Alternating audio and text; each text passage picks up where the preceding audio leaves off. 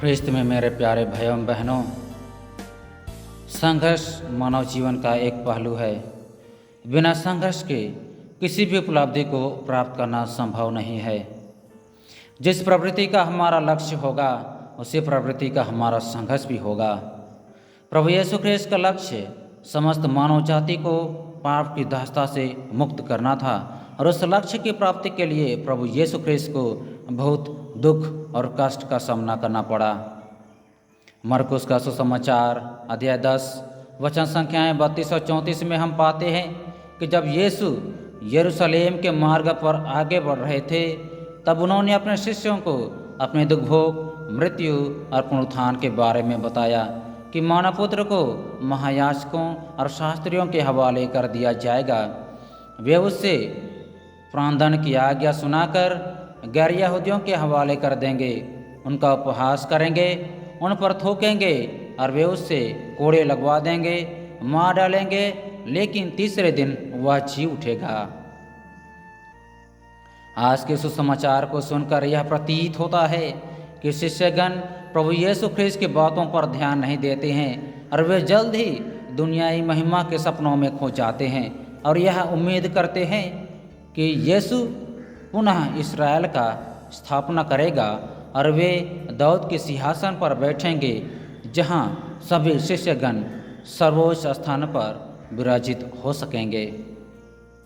आज के सुसमाचार में याकूब और यूहन्ना बिना संघर्ष के शाश्वत महिमा को प्राप्त करना चाहते हैं और प्रभु यीशु से निवेदन करते हैं कि अपने राज्य की महिमा में हम दोनों को अपने साथ बैठने दीजिए, एक को दाएं और एक को बाएं।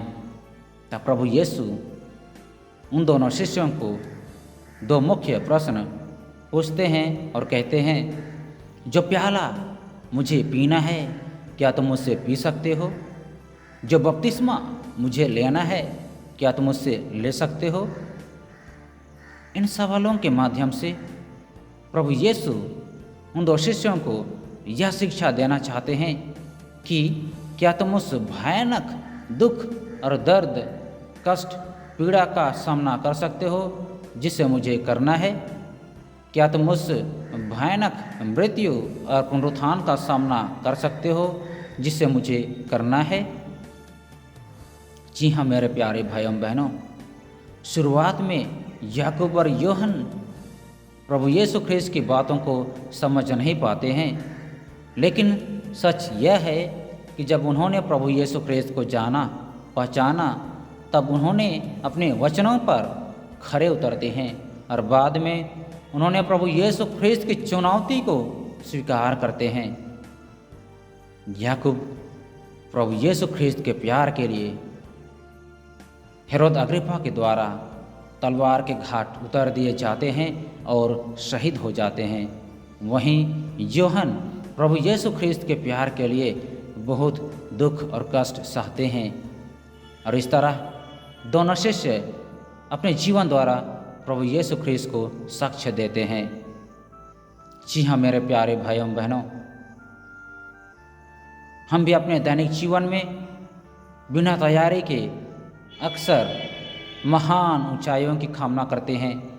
हम अपने जीवन में बड़े बड़े सपने देखते हैं, लेकिन उन सपनों को पूरा करने में नाकाम रह जाते हैं क्योंकि हम संघर्ष नहीं करते हैं, प्रयास नहीं करते हैं।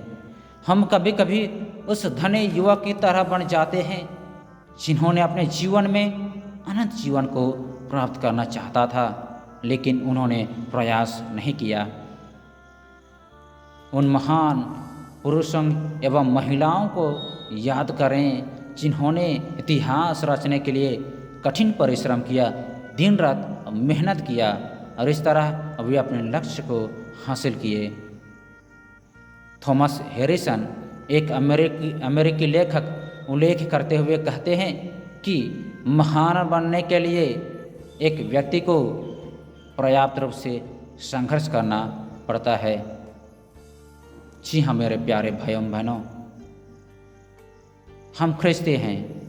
ख्रिस्ती होने के नाते हमारा एक ही लक्ष्य है, शाश्वत महिमा को प्राप्त करना। सवाल यह उठता है कि क्या हम उस शाश्वत महिमा में प्रवेश करना चाहते हैं? क्या हम उस शाश्वत महिमा में प्रवेश करने के लिए प्रयास करते हैं, संघर्ष करते हैं? आइए हम इन सवालों पर मनन चिंतन करें। ईश्वर सबको आशीर्वाद दे।